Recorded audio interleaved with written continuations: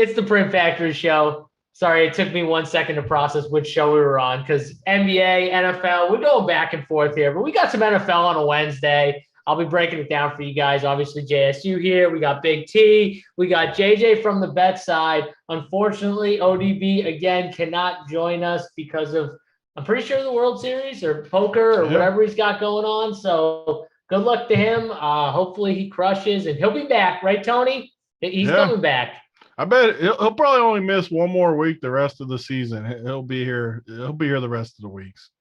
Outside of maybe a holiday week or something, he'll be here. Oh, and that's right, because we've got holidays coming up. Thanksgiving next week, and then obviously Christmas a few weeks from now. But we'll still be here grinding, so we'll give it to you. Don't forget, hit that like button, hit the subscribe button, that red button on the right bottom corner. Helps us continue to give you all this free content, and it gets you notified if you hit that subscribe button. So hit the thumbs up and hit the subscribe button. Dunkel, how was the bet side last week? How'd you do? I did really well on the college end, not so much on the NFL end. But look, NFL's been a tremendous year for me thus far. I really can't complain over one bad day, as in Sunday. So yeah, looking forward to this week as a good bounce back in the NFL.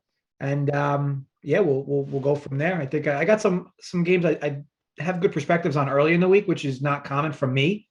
But looking forward to chatting on these with you guys. All right, good. Tony, real quick from the DFS side, how was your week?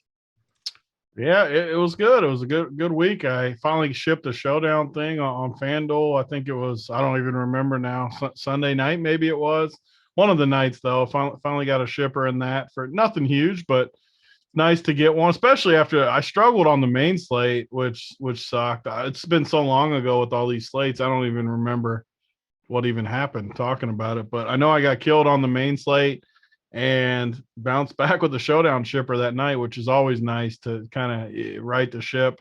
I did have a bad week betting though. This was my first bad week betting the whole season. I think a lot of the games I liked just didn't play well on Sunday. I don't know what the exact units were, but I think I lost like 10 units or something on Sunday, which was a terrible week. My first bad week. I was rolling along. I got to right the ship this week, though, and get back in the winner's circle, which I plan to do starting with this show. Dunkel, what it's like in the life of Big T. I shipped something. I don't know what it was. It was on FanDuel. I mean, it was just something. I don't know. I said it felt good. Yeah, it should feel good. I love it when you ship. But I mean, he shipped Yahoo recently. He shipped FanDuel. He shipped so much he doesn't even remember. That's just the life of Big T. I've got beat up in football. Stop! You're not doing this to me tonight. I've got beat up in football. I've had a good year. What is it? It's the life of Big T. Dunkel. You can say I've had a good year because I have had a good year, but football, I have not had a good football season. Besides, you just named off like my only two shippers of the whole freaking season. College football's been really good. How he literally almost sweep the board in college football. UFC, I know he's been on a hot streak for a while now. I mean, geez, all right. I mean, college football is the best one. Like I tell you, when it's the best. I should have shipped first in college. I got freaking second for $15K or something. Should have been 50 though. Like my team was the dead. Like I'm being serious, the dead nut. Like there's no way I can lose with this team.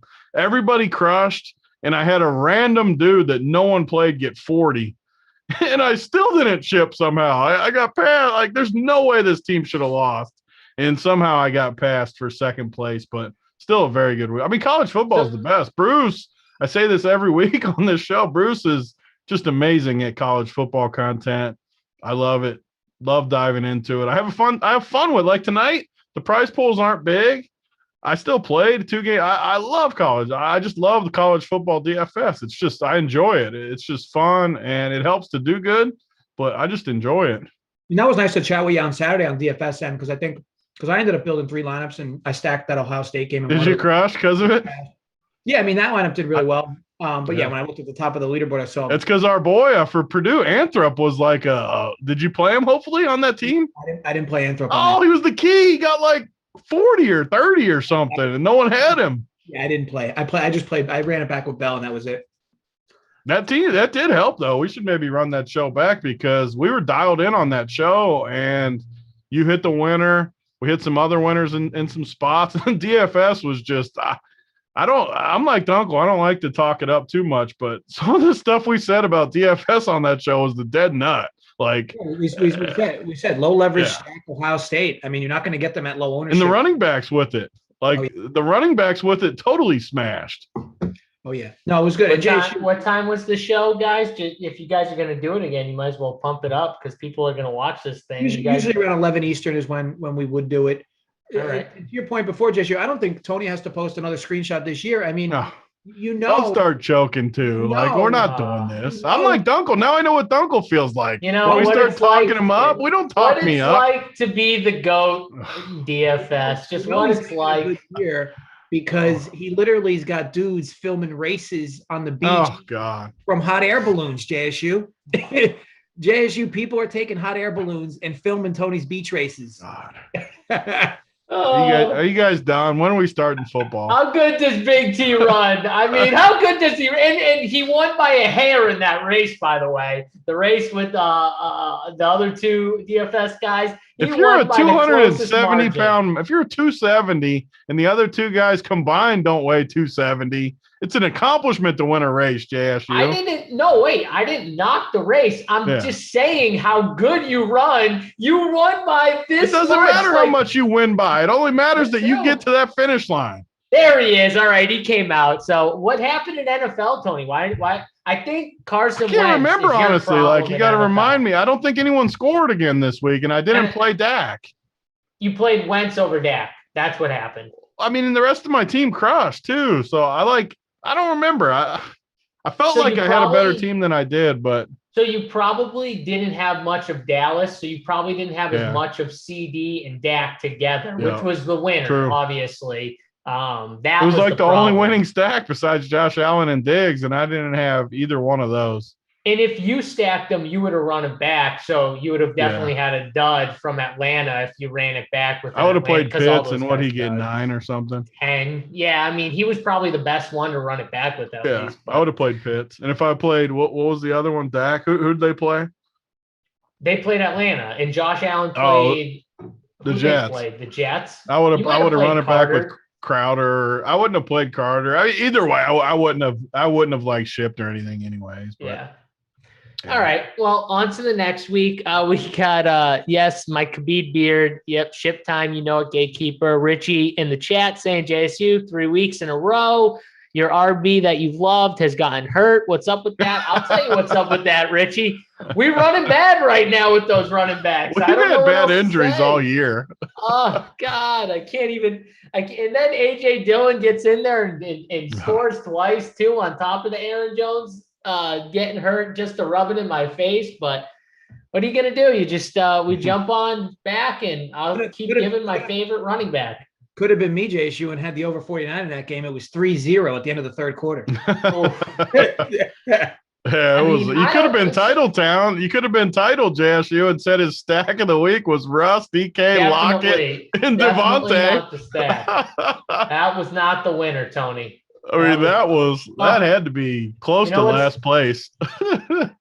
It was bad. I mean, if you stack 3 guys that are expensive like that and they get you like a combined 0, you got tough sledding ahead.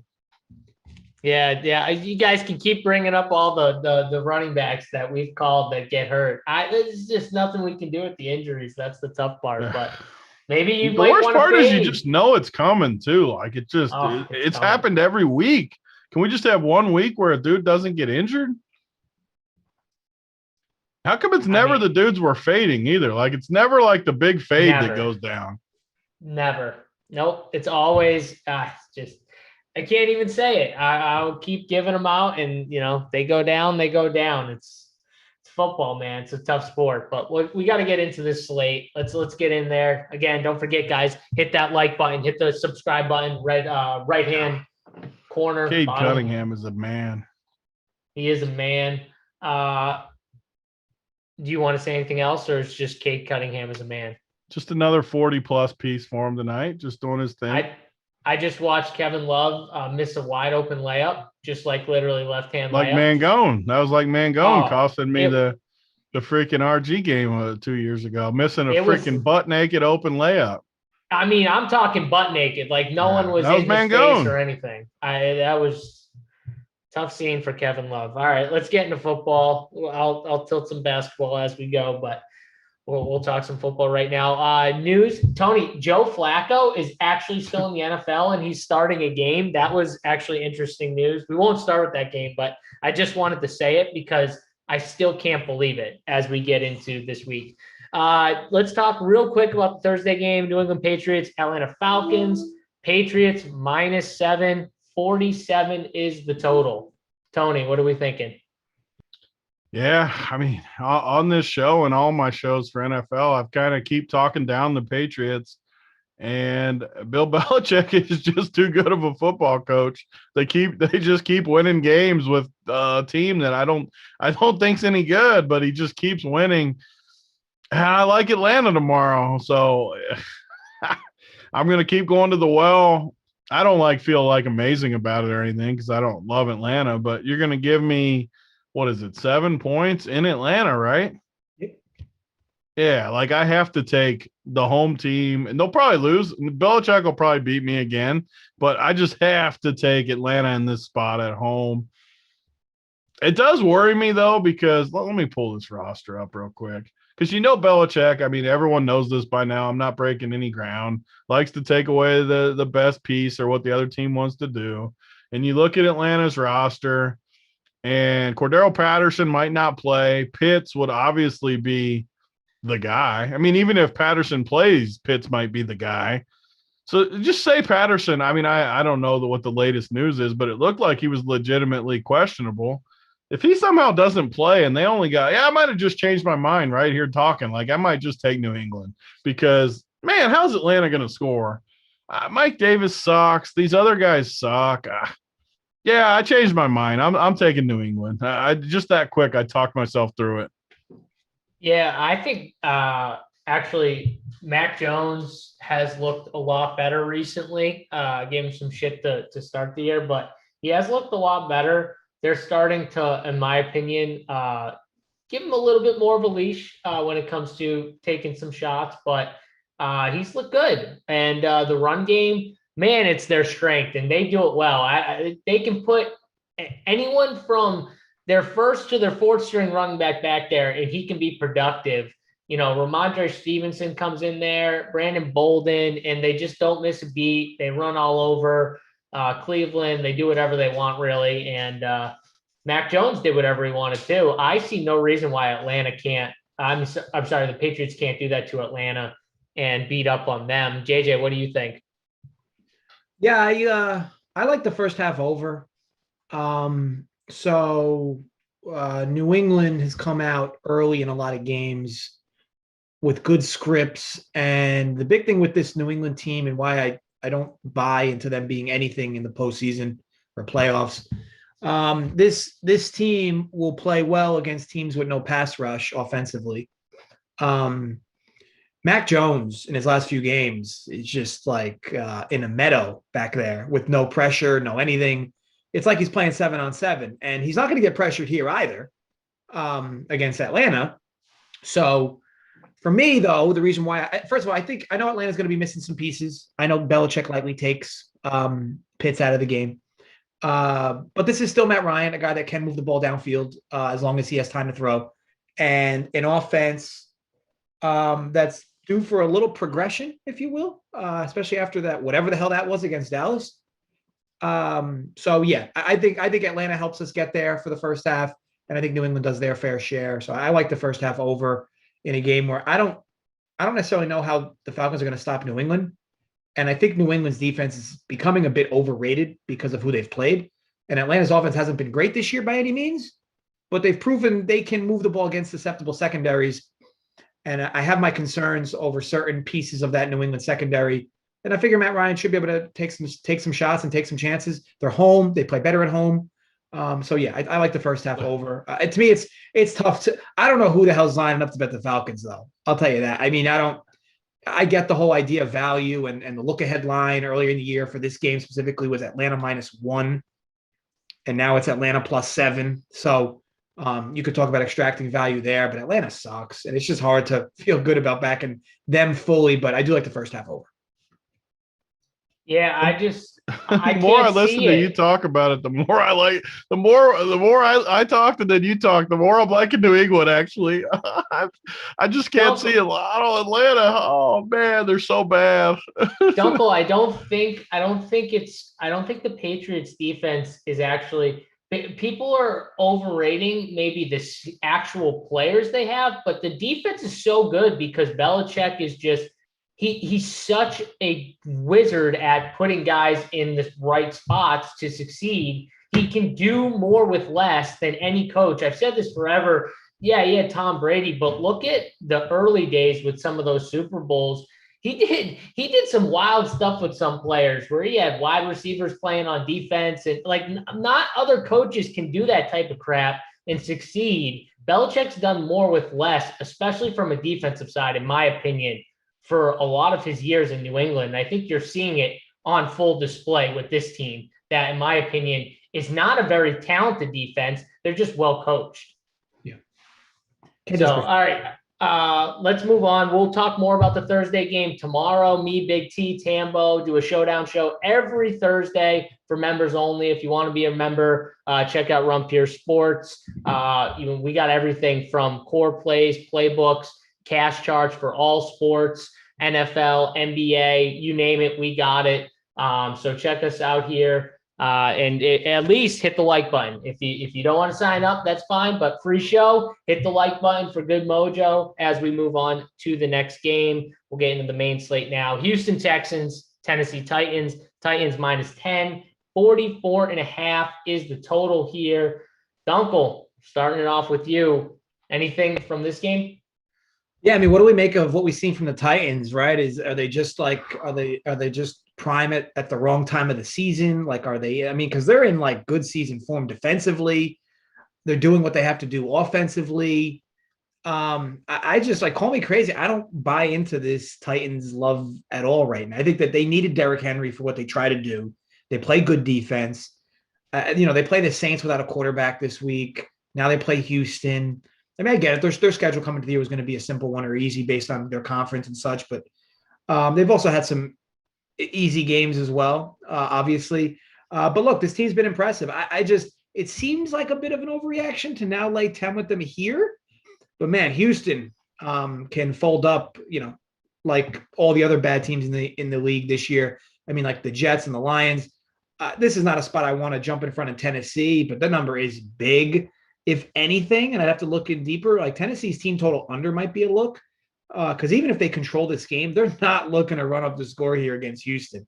And I would assume based on this total and their spread, this should be like 30-ish, 29.5-ish, 28.5-ish. So either way, it might be a look for me. Tennessee team total under, assuming it's the right number for me. But other than that, this will be a pass for me. Tony, I feel a pass for myself as well. How do you feel? So first of all, with Dunkel, I agree completely. Tennessee, they beat me though. I feel like it's funny we start out with New England and Tennessee because they're like the two teams I think might be the most overrated in football, but they both have beat me all year. So like I can't. Maybe I'm wrong. Maybe we're wrong about the two teams, but I am definitely not buying into Tennessee. They're going to have to prove it to me when it matters. It's not going to be versus Houston, obviously. I mean, Houston's terrible. I was going to say pass for this game, though, but I had a bookmark. I made a little bookmark from the Sunday game. These are the plays I sometimes get that come back and crush for us. It's a hashtag watch the games play. Deontay Foreman, 4,900 versus Houston, has taken over the number one spot, and he's pretty talented. He got 11 carries last week, 5 carries the week before, 2 targets. Nothing's going to stick off the page. None of the optimizer bros are going to play this dude. And, man, is the matchup juicy, and he's 4,900. Don't forget about him. I'm not saying it's early in the week. I'm just saying these are the plays that can win you a lot of money come Sunday because none of the optimizers are going to spit them out. which is exactly what we want. And I mean, I think he's got, I mean, I could literally pick my number. This is one of the upside plays. He could get 35 this week, and I wouldn't be surprised. I think he's got that kind of upside, and he's going to be unowned. Unless something changes before Sunday, which I don't think it will, I think he's just an incredible tournament play this week. Yeah, so it's funny you say Foreman, because I remember watching the game, and as I'm watching the game, I'm like, who is that dude with the long, like, braided hair, like run the football? He looks massive. And then I'm like, oh, wait, that's Deontay. I didn't even know they were giving him that much run. And all of a sudden, like you said, he saw 35% of the snaps. They played 3 running backs, obviously. So like you said, I don't think it's going to stick out in the optimizers, because Adrian Peterson saw 33%, McNichols saw 27%, but there he was, Foreman, getting the most offensive snaps, now only by 1, but still 21 offensive snaps. Like you said, he's 4,900. I think we might see a big uptick too. Like, I think we might see all up. So that's exactly what I was going to say. I think we're getting to the situation where Foreman next week might be 50%, 55. And if we can get that 50+% versus Houston. Oof, yeah, give me He's gonna that. crush. Don't forget about him, people, come Sunday, because you're not going to find him in your optimizer, so you're going to have to remember him. Yep, I like it. Obviously, too, if you want to play, like, AJ Brown is the only wide receiver. Like, you can play AJ Brown if you want, but outside of those two, I think that's it for this game. We can move on, unless you guys have any other plays that we missed, but I think that's about it. Let's go to the Packers and the Vikings here. It's a good game. -2. Packers are the favorites. 49.5 is the total. Packers coming off a nice little win where, Aaron Rodgers was fine. The offense was okay. They started off kind of slow, but Seattle really didn't put much pressure on them. Dunkel, what are we thinking here against your Minnesota Vikings? Yeah, I think you go right back to the Kirk Cousins at 1 Eastern well. The Vikings team total over 23.5. It makes a lot of sense because, first of all, the Packers, I don't even know how to explain what the Seattle offense and Russell Wilson was doing on Sunday. It was like I said, it was like he came back, but like nobody told him like he was actually back. He looked like complete shit. However, this game being now in Minnesota, the only part that deters me a bit is I really don't like taking Minnesota off a game that they won where no one thought they would win. They're just like such a Jekyll and Hyde team in that respect. And the Packers under Aaron Rodgers and even during the Brett Favre, they just own the Vikings. But that's why I do like the over team total just for the Vikings, because the Packers could go over theirs. It won't matter. But 23.5 is such a soft number, especially when you consider how good this offense tends to come out with Kirk in this 1 o'clock time zone or time slot. So yeah, for me, I haven't been that impressed with Green Bay's defense. I think they've done well in a lot of games to offset their lack of offense. Because this is, if you guys remember last year, Green Bay you could punch them in for 17 in the first half of every game, punch them in for 2 touchdowns and a field goal in the first half. They were like a historically good first half team last year. This year's been quite the opposite. But yeah, I think Minnesota puts enough pressure on them. Maybe Green Bay comes with their offense this week. Maybe they don't, but I'll just target the Minnesota side. Kirk Cousins, 23.5 team total, Vikings over. Interesting. You like the Vikings over. This is good. Tony, what do you think of this game? Obviously, Dunkel's high on the Vikings offense here. Kirk Cousins. Do you like the Green Bay side? Are you with Dunkel, the Minnesota side? What do you think? No, I like Minnesota. I'm a Minnesota believer. I wish they had a different – it reminds me of the Chargers last year where I just get annoyed with the coaching staff. They got good players. They should be better than they are, and it's just super annoying watching them lay stinkers with all the good guys they got. But this is a really good Viking spot, I think. I mean, the public's going to be all over Green Bay. I think Minnesota's in a great spot to score some points. Last year, both games, 28-22 Minnesota, 43-34 Green Bay in Minnesota last year. So 2 games, 50 points and 77 points. So two high scoring games, and I think we see more of the same. Even though Green Bay's defense has looked great the last 3 weeks, I think Minnesota scores points on at home, good environment, and you got a lot of plays here. Devontae busted last week, but he still got 11 targets, still looked good. I mean, 7 for 78. They just didn't have to. I mean, Seattle gave them nothing, so they didn't have to pass. They just rode A.J. Dillon in the second half. A.J. Dillon's going to be popular this week for good reason, 6,200. Aaron Jones out. Yeah, he's a good play for sure if you want to use him. The Vikings, the nice part about the Vikings, everything goes through the 4 guys, Dalvin Cook, Jefferson, Thielen, and Conklin. I mean, basically everything goes through those 4, which makes it an easy stackable game because Green Bay is going to go through Devontae and A.J. Dillon. So you really don't have that many guys, especially if you could talk yourself into playing Cousins, which I'm not all the way there yet. You could play Cousins with 2 guys. It could be Dalvin Cook too with him because he catches balls. And then it's easy to run it back with Devontae or Dillon or even both. I mean, this is a good game. I like the Vikings though, betting wise. And it's a teaser game. The teaser. Tease it up through the 3 and the 7 like we always talk about. I love that. I mean, Green Bay's not going to blow Minnesota out. If they win, it'll be close, which makes it a great, great teaser game. So I remember these 2 games very, very specifically from last year because I was heavy on Dalvin Cook in both games, and I was heavy on Aaron Rodgers on the other side. Just crazy, but Aaron Rodgers last year, 7 touchdowns against Minnesota. 5 of them were to Devontae Adams. Dalvin Cook, 5 touchdowns in the 2 meetings. 3 and 2. These Dalvin Cook could not be stopped by the Green Bay defense last year. Their defense has played better this year, like Tony said, but I don't. Do you fully buy into it? Are they really that good? Can they slow down this Minnesota team that I agree with Dunkel is a pretty good team?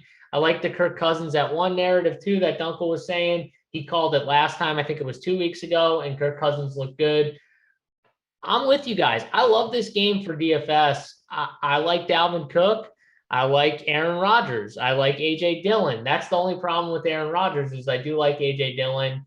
So do I play the run game or the pass is the question. But I'm going to be in on this game. Like, I just think it's the best, or not the best, one of the best games on the slate to target. And it might be a nice pivot game off of a game that I think will be the clear chalk as we go on talking. So this is a game I'm going to bookmark, fellas. I love this spot here. I think we're going to see some points.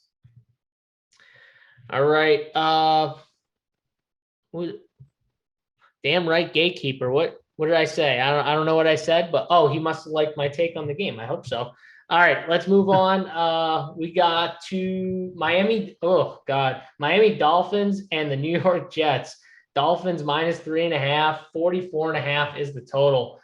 This is a game, fellas, that I will not watch. I will probably make sure that none of my 5 or 6 TVs have this game on it, and I'll be fine. Like, I'm not going to watch Joe Flacco, which is the big news, is that the Jets are starting Joe friggin' Flacco against the Miami Dolphins. I don't know if I can stomach watching Joe Flacco in an NFL game.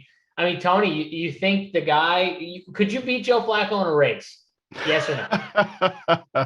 I put money that you can. Probably I think not. you can. Have you seen him move? He looks slow on an NFL field, but I would look every bit as slow on an NFL field. I saw a 6-second clip of Tony, and he looked fast. I mean, he looked really fast for those 6 seconds. I looked very, very fast. Yeah, faster than Joe Flacco. I mean, all right, Dunkel. What are we seeing in here? Is there a play we're missing? Yeah, so this will be a pass for me, and it is a shame because it appears that Mike White's cock isn't as big as we all thought it was. The shame of it is that, like, I watched a decent part of that game, and he threw 3 of his 4 interceptions in the third quarter when they were down 3 scores. Like, it was just a situation where it looked like he was doing everything he could to take risks and try to bring the Jets back. And I guess because of it, now they're benching him. It doesn't even make any sense. You know what Joe Flacco is. You sign him so that you at least look like you have a guy who's played quarterback before if everybody gets hurt on your team. But I mean, the kid, until Wilson comes back, there's no reason why fat cock Mike White shouldn't be out there slinging the pigskin. It's a shame, but yeah. So because this is Flacco, I don't know how Joe Flacco versus Tua, versus an injured Tua, mind you. So yeah, I will not be betting this game. And look, God bless people that on a 13-game slate on a Sunday feel they need to bet the Jets and the Dolphins. I must have missed this. Torn G says Zim has Rodgers' number, gonna light him up. I mean, I must have missed that when Rodgers threw for a total of 7 touchdowns, 4 and 3, 364 yards and 279. And the 279 was in a blizzard, I'm pretty sure. Like it was literally snowing like crazy and everyone faded it. I'm pretty sure if I remember correctly. So I don't know if that means he has his number. I'll just say that, Tony. Like, what do you think? Does Zim have Aaron Rodgers' number from last year? He definitely didn't last year. So maybe the fans have his number, if anything, because Zim did not have his number without the fans. Now, maybe it's a career thing, Tony. Like maybe if I go past last year. I mean, I will say, just looking at, because I got it all up right here still from the last game. I didn't change it. I mean, you go back to 2016. I mean, they didn't score many points. And most of the games he did hold them down. So the career arc probably does look like he's got his number, but there's still a 38-point game in there, a 43-point game. I mean, I'll give it to him. I'll give him the benefit of the doubt, though.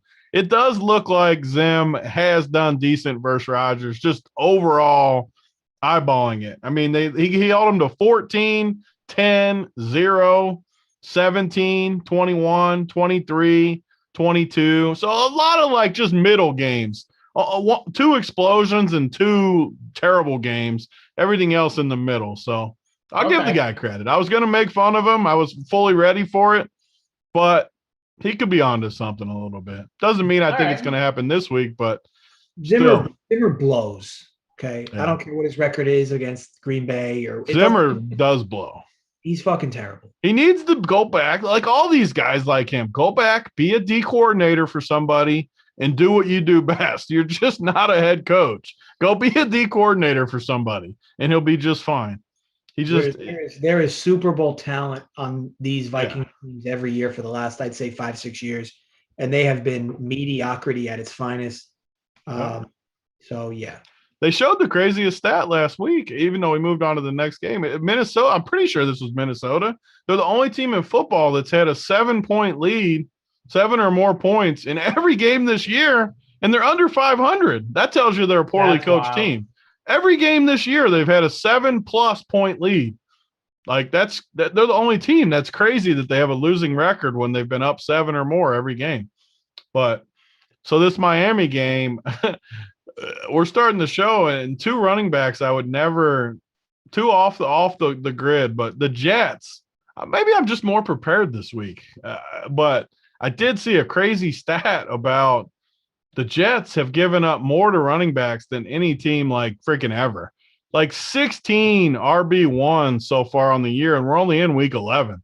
So that means what, 5 or 6 weeks? 2 guys have hit the RB1 line against them. So I don't like Myles Gaskin, but if the Jets are that bad against running back, I'll at least put Myles Gaskins, as we call him on this show, in my player pool because 16 RB1s and 11, they might have even had a bye week in there. So you're talking a running back and a half each week is getting to the winner's circle almost on them. So I'll book Myles Gaskins with Deontay Foreman. Maybe this will be the week I ship because I got some contrarian running backs. That hasn't been the case so far this year. At least I don't think Gaskins will be popular. Maybe he will. I think that both these teams could easily be run over with these running backs. So I hate Myles Gaskins. I really think he's not a great football player. I hate him too. I hate Miami's offensive line. That's really the biggest problem I have with Miami run game in general. They have a terrible offensive line.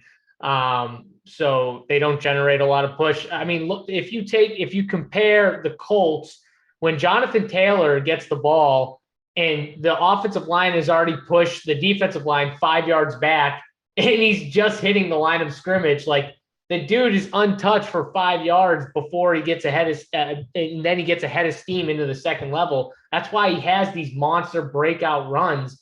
You're not seeing that from certain teams because they don't get that type of push. That's where offensive line, people just don't see it. They think it's all about the running back, and it's more about the offensive line than anything. But that's why Miami doesn't have big plays in the run game. But I agree with you. I think that's the only plays you could look at are the running backs, Tony and Dunkel. Yeah. I don't see Definitely anything else. no one else. Maybe I mean, Michael maybe Carter. like a total flyer on like Elijah Moore or something, just because he's been pretty good. But they don't play him enough, so I don't think he's really in play. But it's the same thing with Michael Carter. He got 40% of the work, and they played two other running backs. Like they played Tevin Coleman and Ty Johnson. So I just don't get it. So Elijah Moore, 4 straight weeks, hasn't played a ton. 6 targets plus all 4 weeks, double digits all 4 weeks. So with Flacco, I'd put Elijah Moore in play after looking at that. Remember, though, he was Mike White's guy. Yeah. Just saying. Yeah, I'm just saying. He was Mike White's guy. So, all right. That's enough talk on this dusty game. Let's move on to a different game. My phone will load. Here, there we go. All right, let's talk about Tony's Colts versus the Buffalo Bills. This would be a nice game for them. Buffalo -7 here, 50.5 is the total. Tony, I got to start off with you because it's your team. You got to talk about Carson Wentz. Tell me who's winning this game. You got the Bills or the Colts? Yeah, this is the spot. I love the Colts. Give me the Colts anytime when they're a dog. I love the Colts as a dog. I hate them as a favorite. Like, I hate the Colts when they're -10 versus whoever, the Jets. I hate them -10 versus the Jets or something. I love them when they're playing a team that everyone thinks is better. They might be better, but I love the Colts as an underdog. I love the Colts as a team. So, I love them in this spot. And I like this game as a stack. I think this game's going to go way underappreciated. And Buffalo's going to score points, and I think the Colts will keep the pace. So this might be my favorite game of the week to stack up. You got a lot of options. Obviously, the Colts, my favorite thing with the Colts, everything goes through JT and Pittman. It's so nice, these teams, that everything goes through 2-3 guys. It just makes stacking easier for what I want to do in tournaments. And the Buffalo side, you can play Josh Allen with Diggs and one more guy, Beasley, Sanders. Even Dawson Knox came back last week, 4K, put him in the bunch. But this game is very stackable, and I think this game goes way over the total. I wouldn't be shocked if this game ends up 37-31 or something. I absolutely love this game. All right. I kind of figured that Tony would love this game. Dunkel, he loves Carson Wentz. It'll be interesting. This will be a good test for him, though, because you have to imagine that he's going to have pressure to score the football and at points maybe be down in this game to where he's going to have to chuck, and we'll see how good Carson Wentz really is. This is a huge statement game too, because the Colts schedule is really easy the rest of the way. I think they only got like 1 or 2 more somewhat tough games, but this game's huge for them. They got back to 500 last week. Even after all the struggles they've had, they blew like 2 or 3 games. They have they could easily have a good. They're still back to 500 though after everything that's happened. This is a huge game for them. If they win, they're firmly in position to make a really nice run, which I think they can. So I think they can win outright. I'm excited to hear what Dunkel says, though. Yeah, Dunkel, what do you got? So, yes, I am also a Carson Wentz truther. This type of matchup's a little scary, though, right? Because it just seems like over Frank Wright's tenureship here in Indianapolis, man, these types of games, he finds ways to limit his own offense. We saw it a lot last year with Phillip Rivers in these types of games where they were small underdogs or semi-small underdogs. They drive down the length of the field, they pile up yardage, and they just come up empty on like 4th and 3s, or they miss field goals or miss long field goals. It just seems like, for whatever reason, from a coaching perspective, Frank Wright always loses these types of games or has lost these types of games. But look, what do you make of the Bills, right? The Bills, who have been sleepwalking for a month, last week find their stride against the Jets. What do you make of it? I don't even know. Apparently Leonard might be out of this game as well for the Colts. At least I thought I heard that he's banged up. If he's out, that's obviously an issue. But yeah, small lean for me in favor of the Colts. Look, if you can get 7.5 here, practically an auto bet Colts. Man, with these types of spreads, this Colts team is just so tough to bet on or back. But the number feels inflated, doesn't it? I mean, and for what reason? I mean, I think they're going to win. I think they're going to win the game. Buffalo's had one of the easiest schedules in the NFL. Yeah, like I said, the only reason I'm deterred is because the Colts tend to find ways to lose these types of games and sometimes even not cover these types of games when they should have, undoubtedly. So yeah, I'll likely stay away. But yeah, definitely, you couldn't pay me to lay 7 here with Buffalo. I get frustrated with Reich too, because Reich will call like 7 good plays in a row and they'll march. And like the uncle said, it gets frustrating because what they'll do, they'll just run the ball up the middle, like 1st and 2nd down, and then they're in 3rd and 7. And they don't complete 1 3rd and 7, and they got to kick a field goal or something, like the uncle's saying, after they just march straight down the field doing something else. It's super tilting when they get down in there and the play calling that, because he's a good offensive mind. It's just like he just calls bad stuff at the wrong time. So I agree with Dunkel in that aspect. He's super creative between the 20s. Once they get in the red zone. Why does he get so conservative though? Like, call a freaking play. You don't need to run up the middle. Like, I don't get it. I will say though, DeForest Buckner and Darius Leonard questionable. I mean, Darius Leonard is a huge part to that defense. So I've talked about it the whole time. And the run game specifically, the only good thing though is the Bills, you're not really worried too much about them in the run game. Yeah. They're not running it no matter what. So that's the only thing that if Darius Leonard were to be out, I think it's still a downgrade though, big time, because I think he's the key to their defense. He's like the main guy for them. So that's just something to think about. But I don't mind the call you guys have with the Colts keeping it close. I think they have a shot to, for sure. Tony thinks they win. Dunkel, did you say you think they win, or were you just thinking definitely in the Colts way? There's no scenario, even if somehow this dropped to like 4.5, that I would bet Buffalo. Okay. All right. So you're not on the Buffalo side at all.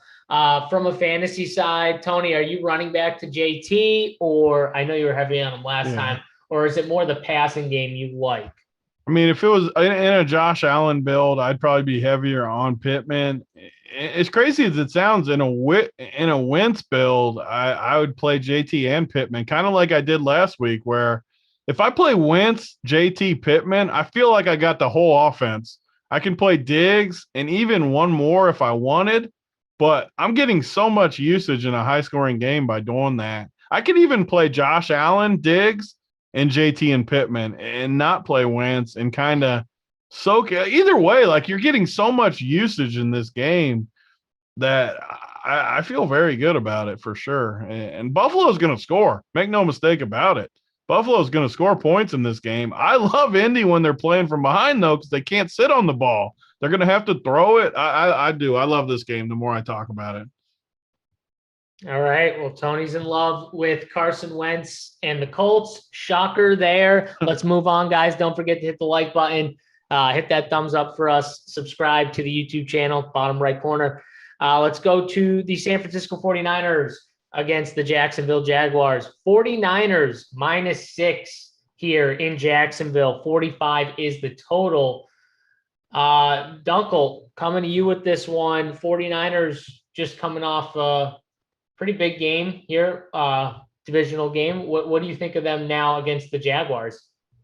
Yeah, so it's always tough to ask a West Coast team to travel at a 1 o'clock game, and we saw kind of Arizona stumble their way through this game against Jacksonville in the same time slot. Look, I really liked what I saw from San Francisco. And look, and people might not know this, like, in starts Jimmy Garoppolo has had, like, this is like your league's second best offense in yards per play in starts that Jimmy Garoppolo's had. They're like third best in the league, and that includes 2 or 3 starts from what's his name, Lance, where they did nothing. So this offense has been really good and really underrated. Jacksonville likely speeds this team up. I find it odd that this total's come down. A lot of Jacksonville totals have been steamed up. This one has started to get some steam down, which I find a little odd. But again, if you start worrying about a hangover game or type of game from San Fran after a big emotional win, I could see why people would want to back Jacksonville here. But man, I don't. I am not an Urban Meyer guy. Not as it relates to the NFL. And I know he's JSU's favorite coach, but not for me. And for this game in particular, another game where it's like, you have a lot of different games to bet. Why would you bet on if San Francisco, parlays their great late Monday night game into a good game here, or Sunday night? I forgot which. I think it was Monday night. And Jacksonville is just, they backdoor covered against the Colts because the Colts, for whatever reason, last week sat on a lead. Will San Francisco do that? I don't know. And it goes back to what I've been saying about Jacksonville. I know Jonathan Taylor had a pretty good day last week. But as we spoke about, he had a few big runs. I think that this team is still tough to grind for 4 quarters against the run. And if the run game is not going to work for San Francisco, Jimmy Garoppolo's play action is not going to work that well either. So a lot of arrows going different ways here. I'll pass on this game. Yeah. So Brent in the chat saying, say what you want to say, JSU. I will not. I made my statements loud and clear. I also told the people I would not bring it up again, and I'm holding true until the end of the year. Dunkel and Tony can try and get me to say said name as much as they want. It's not going to work. I refuse to do it. All I'm going to say is San Francisco came out against the Rams, and they literally just said, you can know what we're going to do. We're just going to hit you harder. We're going to smack you right in the face and run the football down your throat. And they ran the ball like, 40 times or something like that. I mean, it was just over. They were doing the same thing too, just bringing they were either bringing a wide receiver across the line of scrimmage as they were hiking it, or a tight end, and they were just blocking. And it was a wild game just to see the Rams, in my opinion, just kind of get owned in that aspect with the type of star players that they have, like Aaron Donald. But man, that San Francisco scheme is just so hard to stop. And we talked about Dunkel. Jacksonville, like you said, they're a tough team when it comes to running the football as they go, right? People will see it and say, oh, they got run over by Jonathan Taylor. I mean, it was really a quarter. That first quarter, Jonathan Taylor he was ridiculous. In that Colts offensive line, like I said, they were literally pushing the D line of the Jags 5 yards back off the hike. It seemed like Jonathan Taylor, I think it was the first or second play in the entire game, I thought he was busting out a 70-yarder. He got through into the second level, and the safety made a great play, in my opinion, on the right side. But the hole was massive, and he just burst right through it. And he did it like 2 or 3 other times in the first quarter. And I'm like, oh God, like, here we go. Jonathan Taylor's got like 90, he's got like 90 something yards after the first quarter, a touchdown. I'm like, oh, Jonathan Taylor day, because I didn't play Jonathan Taylor. So I was like, here we go. And then the Jags I thought they made some great adjustments, and they clearly slowed him down. And, like you said, they showed that through 2.5 quarters, they really did a good job bottling up Jonathan Taylor. So to your point, but man, I want to see, they say Eli Mitchell, Kyle Shanahan says Eli Mitchell is expected to play, has like a finger issue, had surgery on it on Monday or Tuesday. So if he were to be out, like, I think Jeff Wilson would just slide into a big role. They like Jeff Wilson. He got a nice little role last week and did well with it, in my opinion. Ran really well. I saw him run over a linebacker, and I was like, yep, that dude, if he needs to, he could handle 20 carries. So I think he's interesting if Eli were to be out. But Debo, man, Tony, how do we fade Debo? Like, the dude is just a beast. Every single time I'm sitting there and I'm like, oh, I didn't have Debo, but he's just doing okay. Like, he's not crushing. He didn't have the big 70-yard, and then just all of a sudden, boom, he hits one and he's gone. And I'm like, why'd I fade Debo? What am I doing here? So, do we fade him, Kittle, like either of them? Like, what are we doing? I mean, Debo's just such a beast. I've been lucky. Sometimes you get on the wrong side of guys. Sometimes you get on the right side of guys. I've just had Debo every week, and I've just kind of rode him, and it's worked out. So he's one of the few guys I've been right on all year. I've been wrong on plenty of them too. I've been right about him though. Dude is just a monster when he's healthy, and Jacksonville's a good spot for him because he can do everything. That's what makes him so good. You can use him in the run game, the jet sweeps, the dump offs, the deep balls. Literally, he's probably I wouldn't be scared to say that he's the most versatile receiver in football.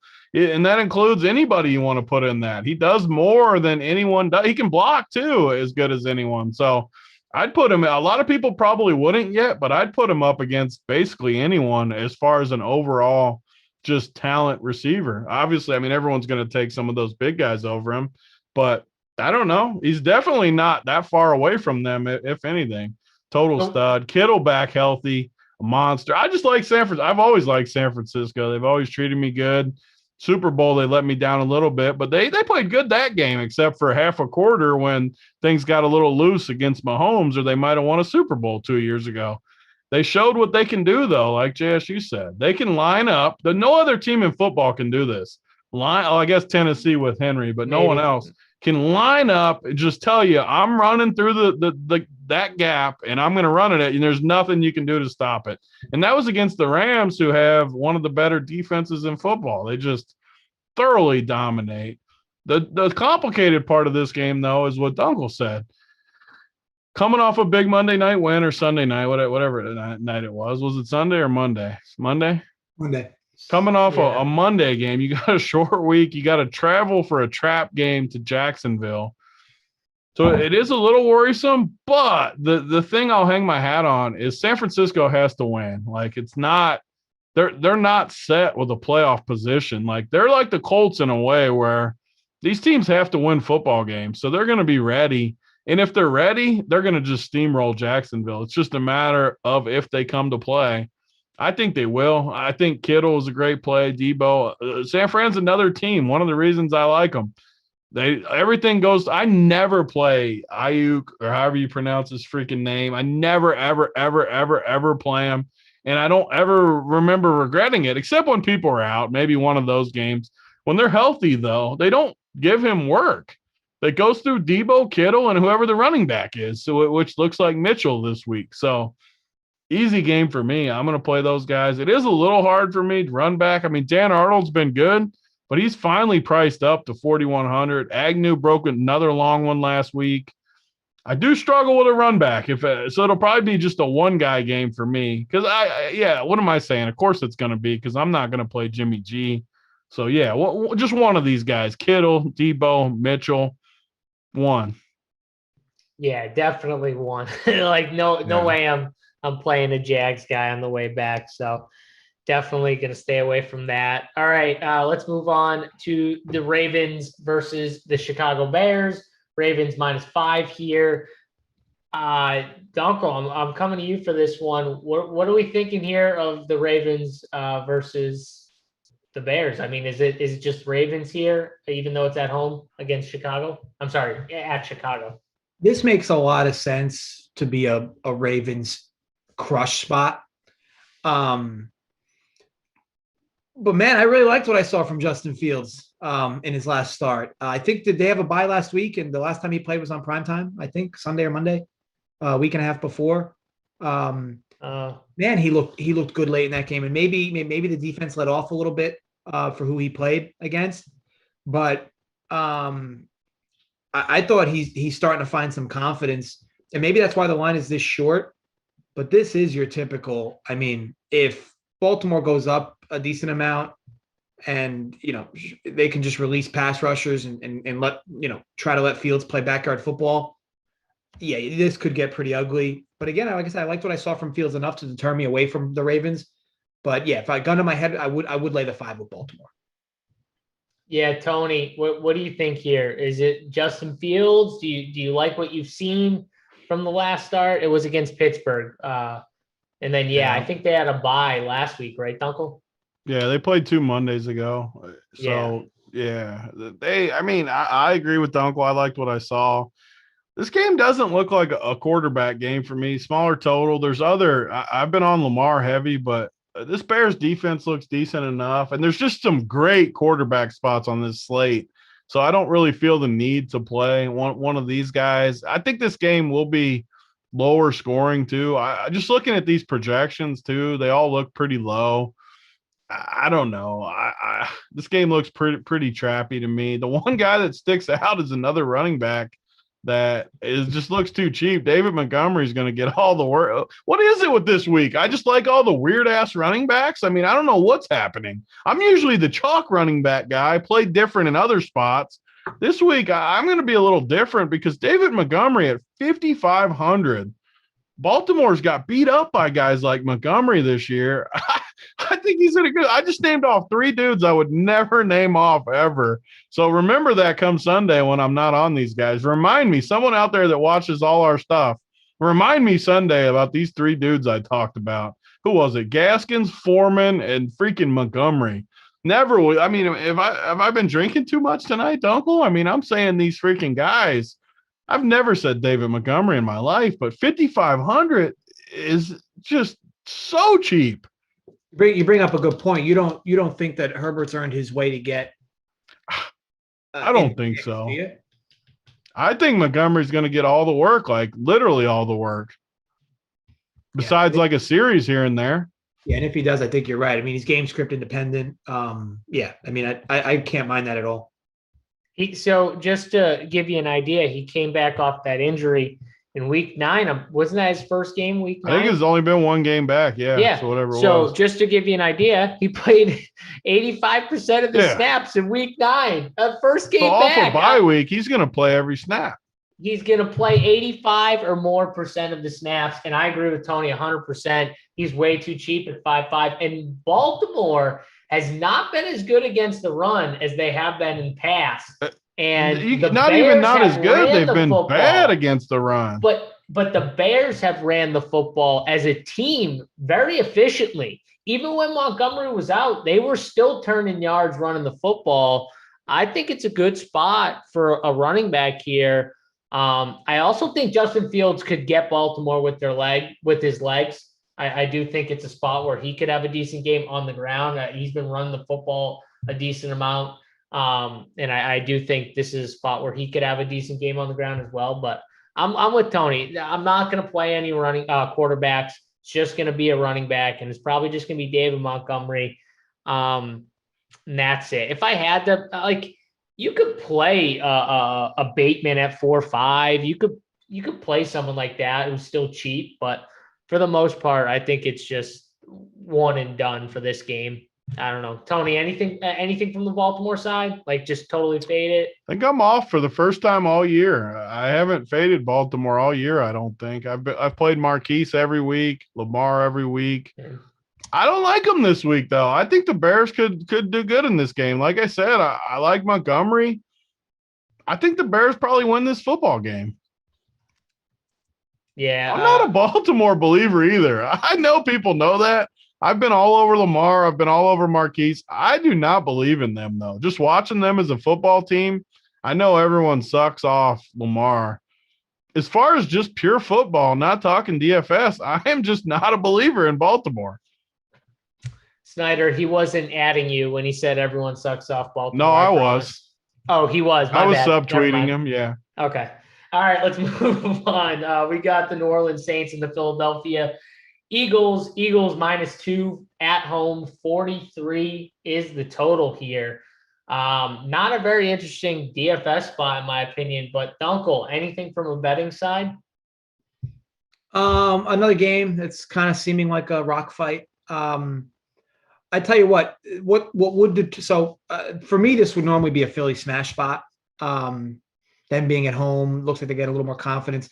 My only concern is New Orleans is now starting to get desperate for wins. Not that Philly's not, but I'm sure New Orleans expected to have a better season than where they're currently at. And they definitely lost games that they probably shouldn't have. My issue with Philly, though, specifically is I felt Jalen Hurts. I don't know if you guys watched the game versus Denver.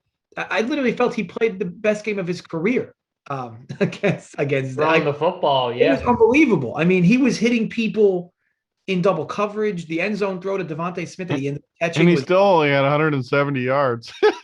That's how bad it is. He was remarkably efficient, and it's just a polar opposite of what we've seen from him.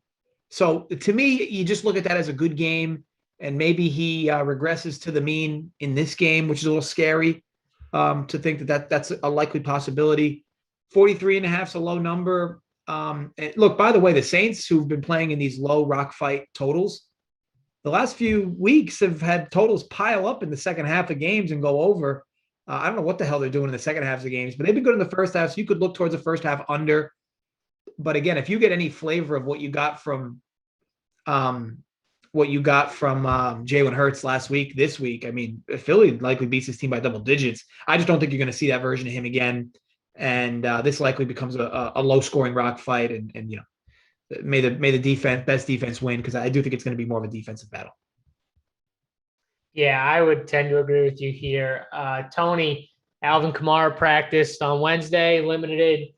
You know, if he's back, maybe he's a play at 8,100. What do you think of this game from a DFS side?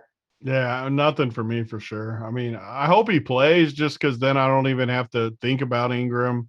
Just take him out of play. I mean, if he doesn't play, Ingram at 5,400 has to at least be. I don't like him as much as the other three we talked about, but yeah, at least has to be in the discussion just because of the workload he'd get.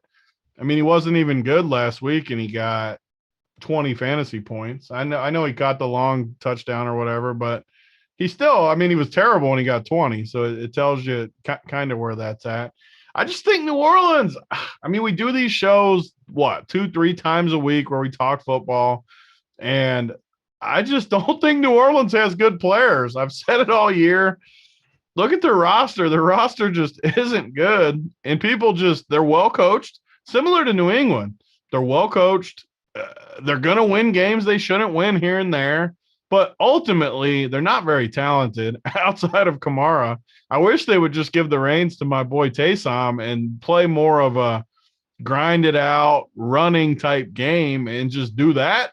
But obviously, they don't want to do that. They want to just stick with what they're doing.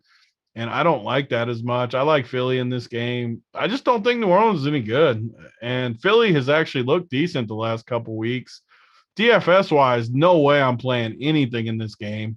But betting-wise, I do like Philly in this game, betting-wise. And I like whoever the dog is in teasers, because I think this game will be a close game, closely contested. Right now, Philly's a slight favorite, but I wouldn't be surprised by kickoff if Kamara is fully in, that New Orleans ends up maybe a 1-point favorite or something in that 1 or 2 range. Either way, I like that. Whoever ends up the dog, though, I'll put in the teasers.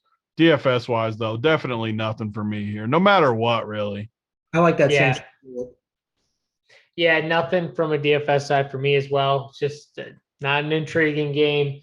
Got other games to get to. So let's move on to another game that maybe not intriguing, but Detroit Lions versus the Cleveland Browns. Browns 11-point favorites here. 43.5 is the total.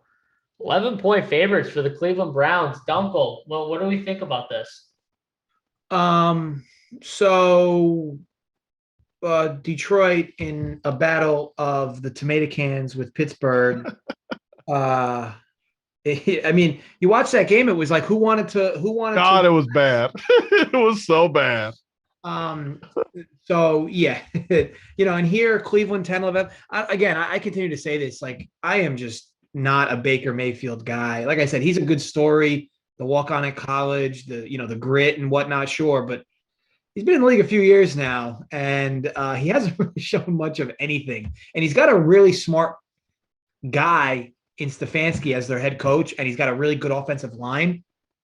I just don't I don't see what other people see or whatever, but to me, it would be a slight lean here in favor of Cleveland. I continue to say this: Detroit sucks. Like, people want this team to win so bad, and I still don't get it. But like I said, all things considered, it's called a slight lean at 11.5. Don't love it, but I like it enough. Like if this came down to like 10-ish, where I can start talking about teasing it down. Because this is your prototypical get right spot for the Browns. and your locker room in Detroit when they had 8 different opportunities to win a game and didn't. I just don't even know where that locker room is at right now. So yeah, for me, Cleveland would be my lean, even though it's a big number.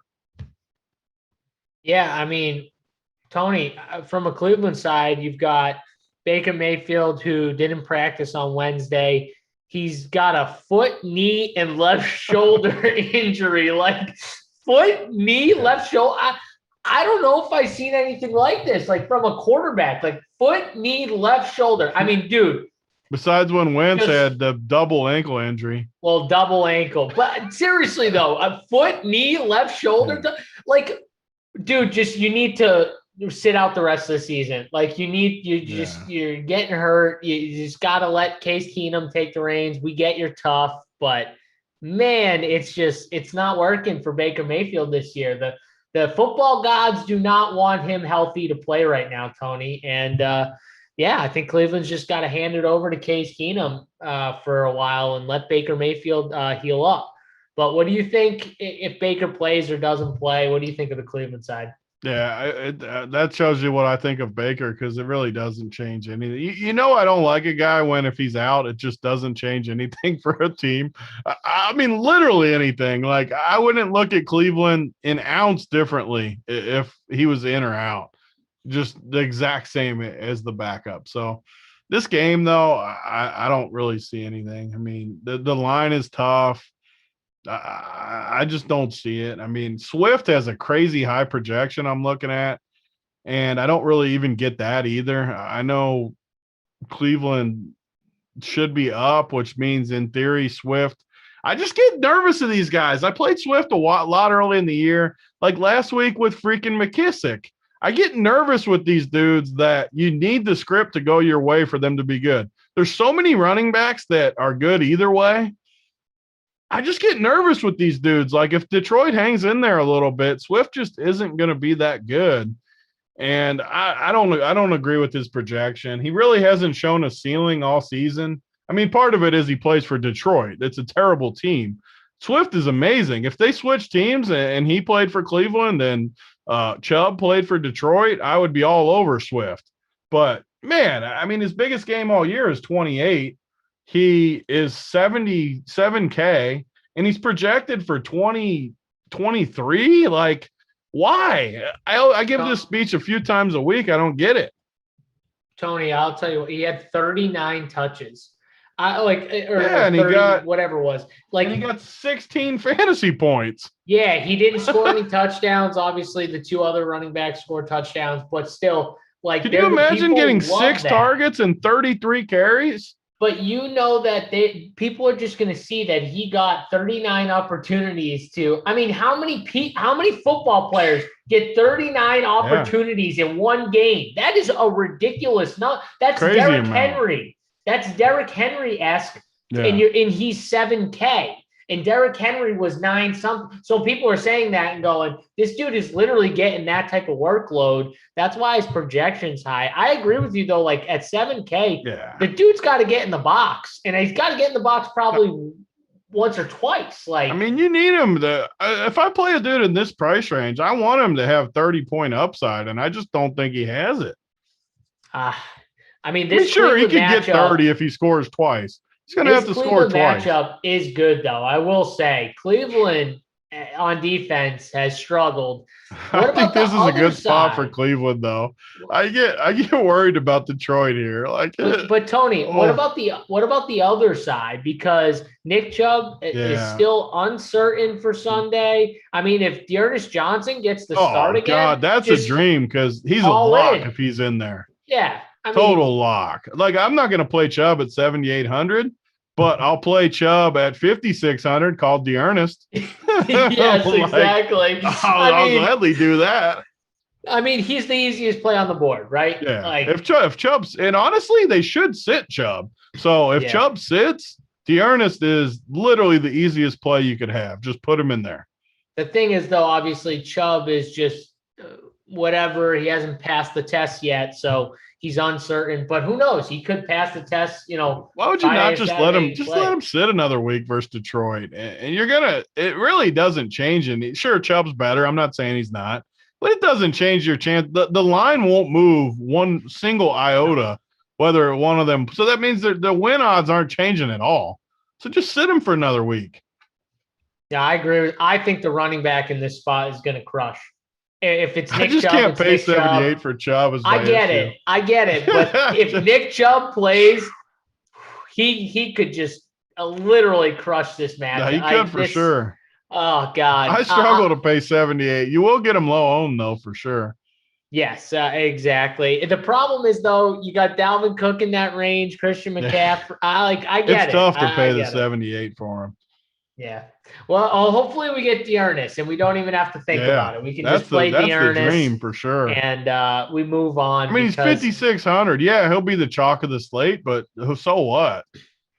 Yeah, I would love to play a receiver too for Cleveland, but I just don't love these receivers. Like I like picking on Detroit secondary, but God, it's tough pickings with these Cleveland guys. So let's move on. Another game, running backs, and running backs are bust, Tony. I feel like we haven't gotten to a game where we're like, we love these wide receivers. These are the wide receivers we want.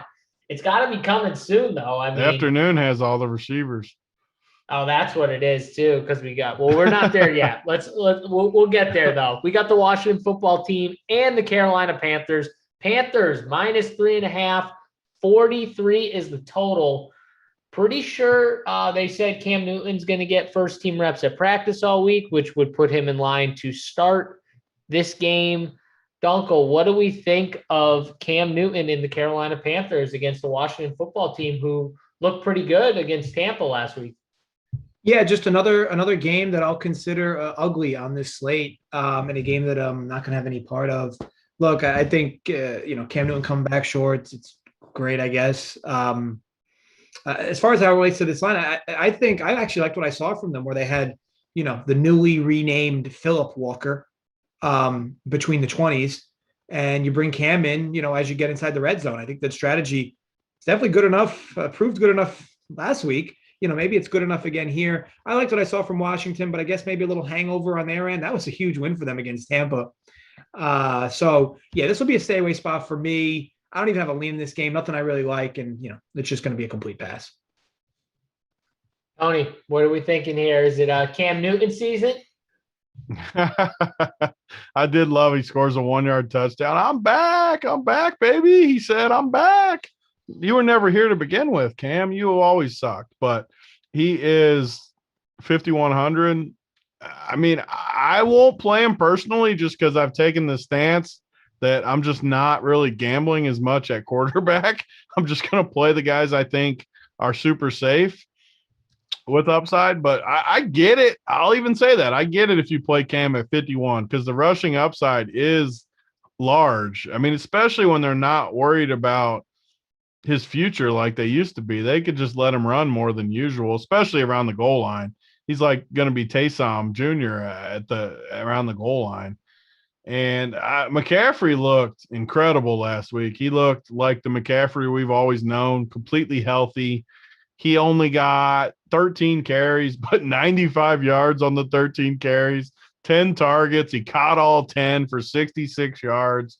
Exactly the McCaffrey we've known. 26 points without getting a touchdown. That is the McCaffrey that we know that was the best fantasy player the last couple of years. And he looks healthy. So you have to consider McCaffrey at this spot. When he's healthy, he's over a 10K player, as we've seen in the past. He feels expensive at 8,900, but he's not. If he gets that workload, he's going to crush again. Washington got some injuries last week. The one dude, what's the stud from Ohio State's name? Whatever his name is, the best Chase dude. Young. Chase Young. He's out, right? I mean, he got injured he's last done. week. ACL. So they're going to be banged up. So their defense hasn't been great already. McCaffrey's just a phenomenal spot this week. And that's it for me, though. I don't see anything else I would go to here. I don't have a problem with Cam, though, if you really wanted to. I'm just not going to do it.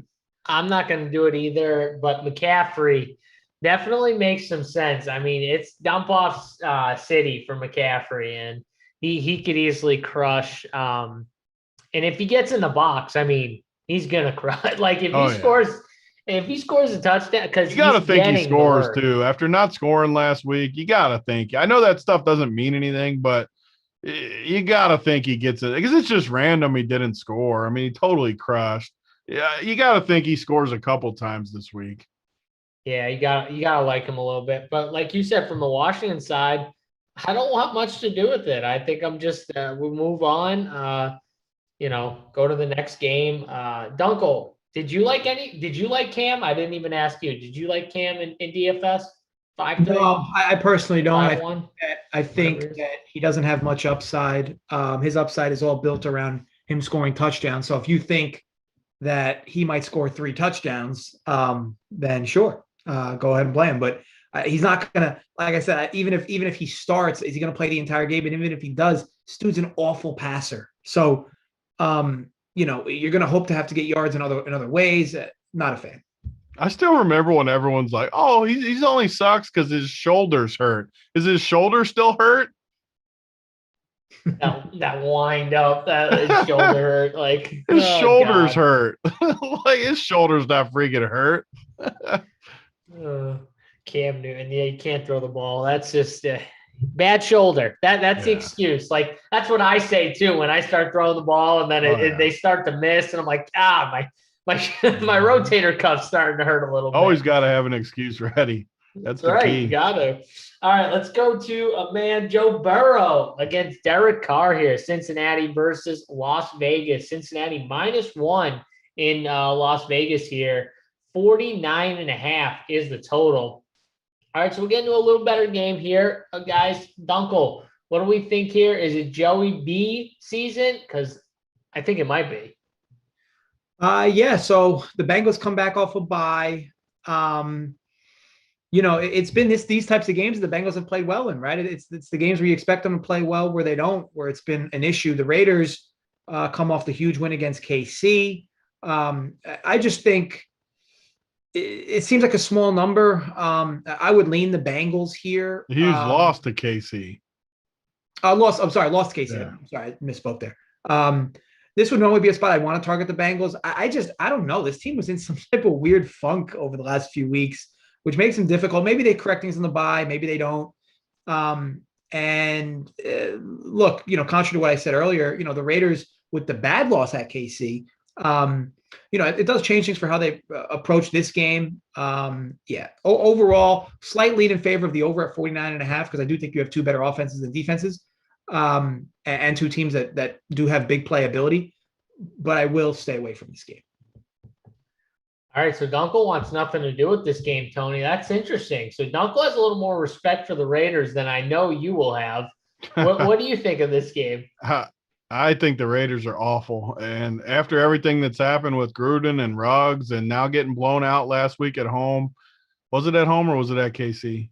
I can't remember. I think it was in Vegas. It wasn't. Yeah, Vegas, it was home. Yeah, I mean, I just don't think they're good. And yeah, the Bengals have looked rusty. They lost to the Jets. They came back, got blown out by Cleveland. But they had the bye week. They recalibrated a little bit. And I think they just pound this Raiders team. I mean, the line is not good. They're going to win this game. The Raiders suck. There's no way. I haven't given many guarantees this year on this show. There's no way the Raiders are beating the Bengals this week. You got the Big T guarantee. The Bengals will win this football game. And I like all the pieces. You talked about receivers. We got 3 of them here: Chase, Higgins, Boyd. All good plays based on their price. I mean, Higgins and Boyd, 54, 48. You got the stud Chase at 72. I think they can, even Mixon definitely in play. We watched the Chiefs, Daryl Williams crushed last week. I think the Raiders are done. They might not win it. I don't know what their schedule is. Who knows who they play? They're not going to win many more games this year. What's their record right now? What are they? They're 4-5. That sounds about right. 5-4. They're 5-4. They won't win 6 games. They'll be 6 and what do they play now? Do they play an extra game? 17 games now. They'll be 6-11. They'll finish 1-7. So they suck, and I like the Bengals. So definitely, I will say for a run back though, Brian Edwards is 4,100. He looked good in the game. That price tag just is built on Monday night. The prices were already out. He wouldn't be 4,100 based on what I saw Monday night. His role is much more expanded after the rug stuff, and he's a perfect run back. Burrow with 2 pass catchers, run it back with Brian Edwards. I like that a ton. Yeah, I'm with it. I could play Burrow for sure here. I could play Chase. I could play I don't Mixon see in my any way they don't get Burrow there. stacks. Yeah, like I'm with you. So my problem is like I think this is a great spot for Joe Mixon. Like really good spot for him. He's 7,600, so it's a little pricey, but I think that might keep the ownership down. Tony talked about Daryl Williams. You can even play him with Burrow. Like that's not. It's kind of like the Colts situation. Lock up the whole offense.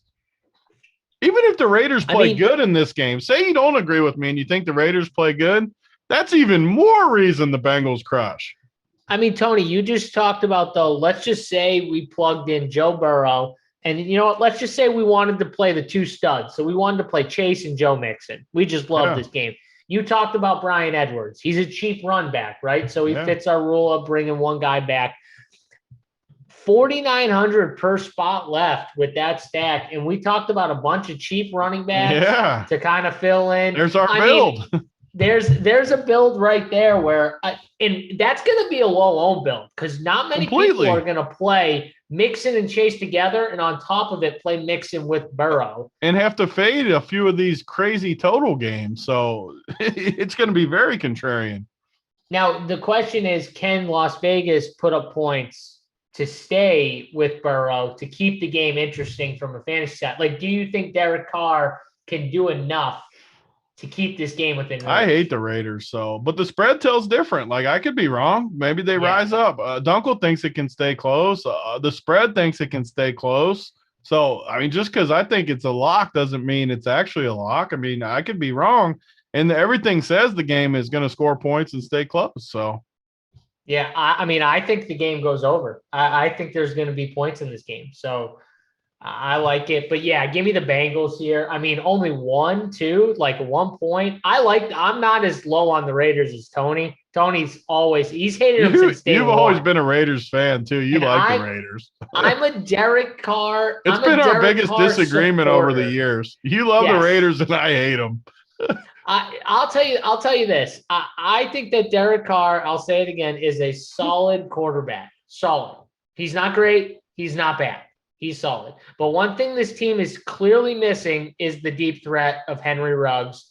They tried it with Deshaun Jackson. I still, to this day, I've watched that exact play like 5 different times. I don't understand what he was doing when he looked to run and then said, nope, I'm not going to run in the area where there's nobody. I'm going to turn and go back and then fumble the ball. I still don't understand that play, at all. What was he doing? Was he seeing ghosts? I don't know. The guy literally looked I think to the he spot had where there happy was feet. no one. I'll tell you this as a Minnesota fan, I'd happily trade Kirk Cousins for Derek Carr. You give Derek Carr the weapons Kirk Cousins has had for the last few years. And I think Carr. I would definitely agree with that. I would love to see Carr play for the Vikings. Put Cousins on this Raiders team. Can we make that trade? I would love it. I would love it. Derek Carr to Justin Jefferson. Put Cousins in Oakland. He never plays a 1:00 game for the rest of his career. Oh God!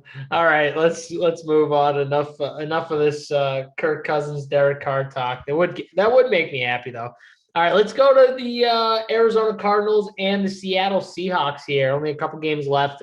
Cardinals -2.5. 48 is the total here. Arizona's the favorites. Kyler is going to be probably a game time decision again, even though I saw a report saying he's getting closer and he feels like he has a good chance to play. If he's even a little injured, though, they're probably going to hold him back.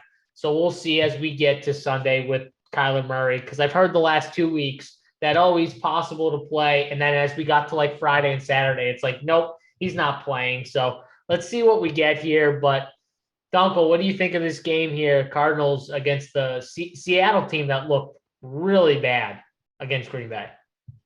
Yeah, I'll tell you what, I think Seattle opened as a small favorite here. And the fact that it moved the way it did, it makes you think Kyler likely comes back here. But man, Russ was tough to watch against Green Bay. I mean, it wasn't, you can argue on the play calling all you want. He just looked like somebody who was very indecisive. And this Arizona team can get pressure on the quarterback. Yeah, I mean, for me, call it a slight lean with the dip to 48 over. And the over for is all about Kyle Murray playing. So he has to play. If he's not going to play, I don't want to touch this. Because if he does, do we really think we're going to get back-to-back awful games from Russell Wilson? I mean, that game from him was awful. They scored 0. So that's impossible. He likely bounces back. Yeah, sure, he's been out for a bit. You lose continuity and such.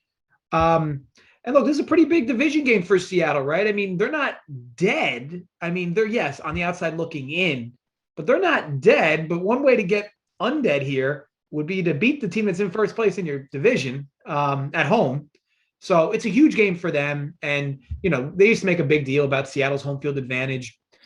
Yeah, to me, you probably get a better version of Russ here. So maybe instead target the Seahawks team total over, which would be 24-ish, 24 and a half. But again, another tough spot to handicap because is Russell Wilson fully healthy? If he is, what the hell was that last week? It is a week-to-week league, though. He probably bounces back. So that's why I do lean in that direction. Don't love it, but I do lean in that direction. Call it the Seahawks team total over as my strongest look for this game. All right. Seattle team total over. Tony, what do you think of that bet, and what do you think of this game? Man, I haven't shipped all year on these main slates. I haven't shipped a big GPP. It might be the week because I like another dude I never liked. These weeks are crazy, but James Conner, 6,100 versus Seattle, who can't stop anyone on the ground, looks like a smash spot to me. Total smash spot at 6,100. And that is a fourth guy that I never dreamed I would say I was going to play coming into this show. All at the running back, which I actually really like because, like JSU said, we can stack up some of these chalkier offensive passing games and play some of these lower. Connor's not going to be low owned. I'm not saying he is, but the combo of all of our running backs will be low owned with some of these super low owned guys. Connor, though, just total smash spot. I don't think Seattle's good either. I kind of am down on them with teams like the Raiders and some of the other teams. I'm super Tennessee. Some of these teams I'm just not as high on. So I'm not going to be on Seattle here. There's other spots I like more. Just Connor for me in this game. Yes, sir. I love Connor as well. It's a great spot for him. Outside of that, though, I'm with you guys. Like, not much else I love. I mean, we're going to get to the last game that I'm pretty sure we're all going to like some pieces from because it just. You do got to like seeing Connor still in the game, though, with Arizona down 4 touchdowns in the fourth quarter. I think he punched a touchdown late last week, right? I mean, what is he even doing in the game at that point? I just don't. They were getting pounded too. That was the easy. Can we talk about that too? Because I was kicking myself all day Sunday. I couldn't believe I didn't bet more on Carolina. Like, that had to be the easiest game of the year. Arizona came off a big game. Then they get Carolina at home. McCaffrey was back. I said it in the first quarter too, so it's not being totally results oriented. The people that were watching with me heard it. That had to be the easiest game of the year. I should have dropped a total hammer on it. Like, Arizona, Colt McCoy looked amazing 2 weeks ago. Everything was – they were favored by 10. How can Arizona with Colt McCoy be favored by Carolina by 10? Carolina's players are better than Arizona's without Kyler and Hopkins. That had to be the most mislined game of the season. What do you think of that, Donkel? Am I just being results-oriented, or was that just a total botch of a spread? I think in hindsight, it was super sharp to have a Panthers look because the game they played the week before with the Cardinals was almost a facade with all the turnovers, and it was just a weird game where Connor like scored 100 times. And you look back a week later, you got Carolina, who you could argue Phillip Walker is a bit of an upgrade. Cam Newton at the goal line. McCaffrey looks good again. I still think Carolina's not a bad team. I'm higher on them than some of these other teams. With McCaffrey healthy again. I'm with you. I think they're actually a pretty good team. I think they have like good pieces. They were a 10-point dog to Colt McCoy. Listen, they've just been struggling. Let's be honest. It's been the quarterback. It's been the quarterback play this whole year, because Sam Darnold was awful pretty much all year, maybe after the first like week or two. And obviously CMC going down definitely hurt this team for sure. That's the team right there. But now you get McCaffrey back healthy. I think their defense has been solid. Really, their defense hasn't been awful in my opinion, outside of maybe a couple games like that. But for the most part, this team's a solid team. I just think they didn't have a quarterback. Sam Darnold's awful. People thought he was going to be good. I don't know why, but they did. Just shows you the first couple of weeks of the season. We say this every year, but you just can't bank too much on those first couple of weeks. Nope. It's like preseason almost.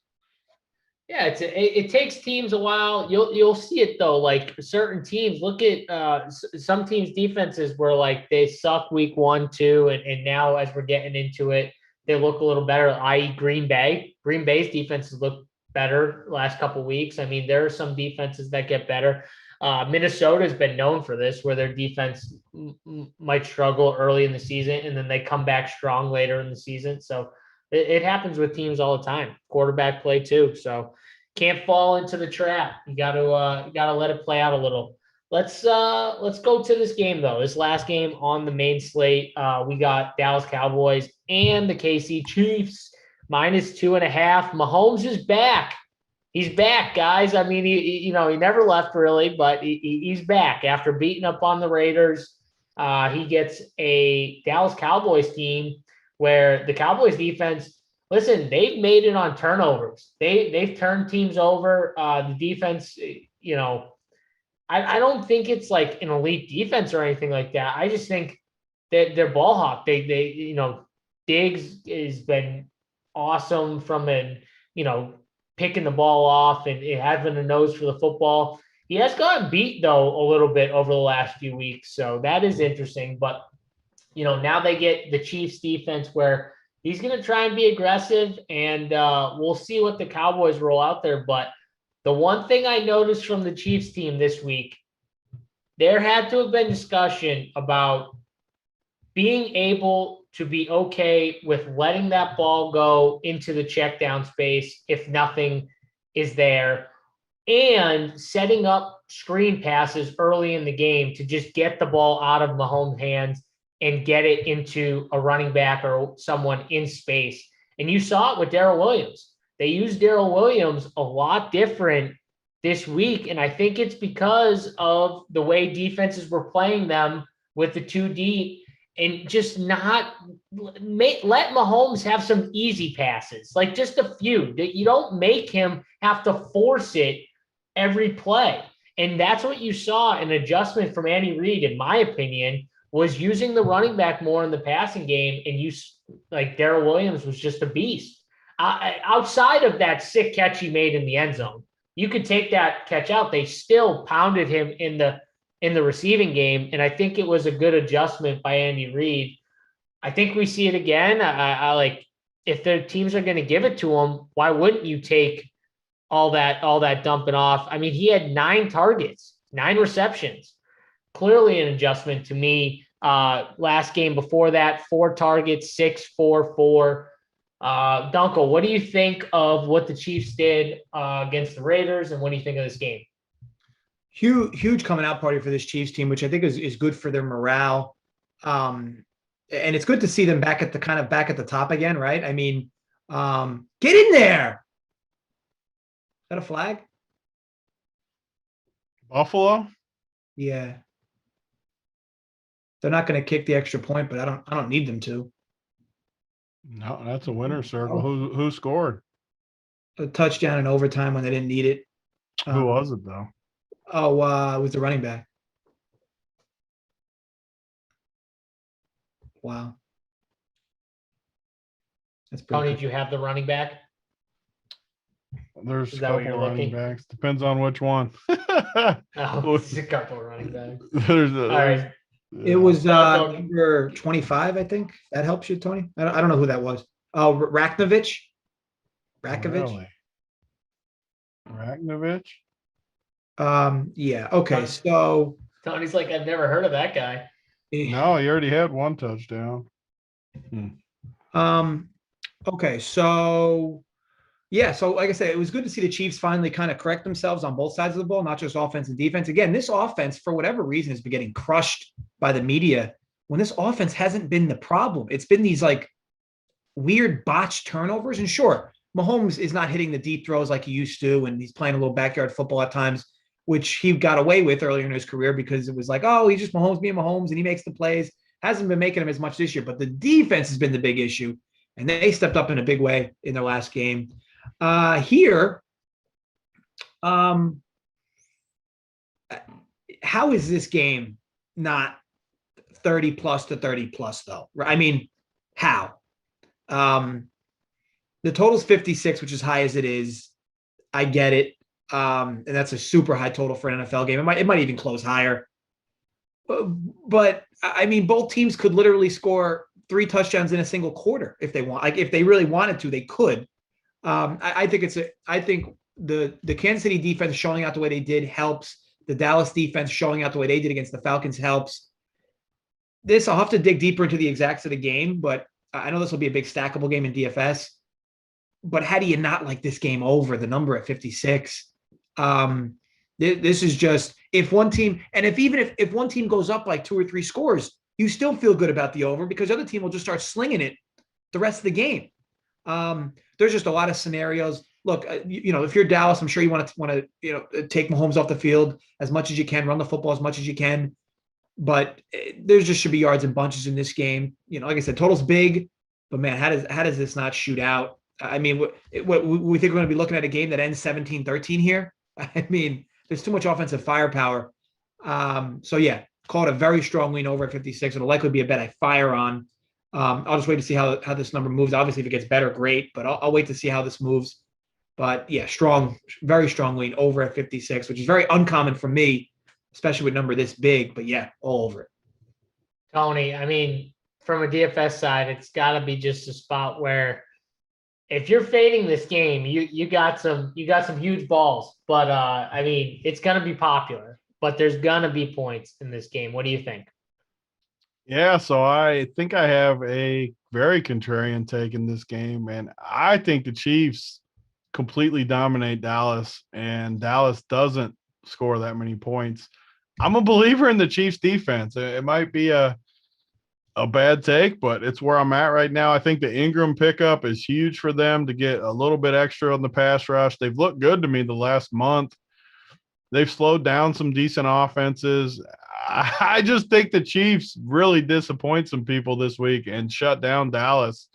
And I think the Chiefs just established themselves. They were great last week.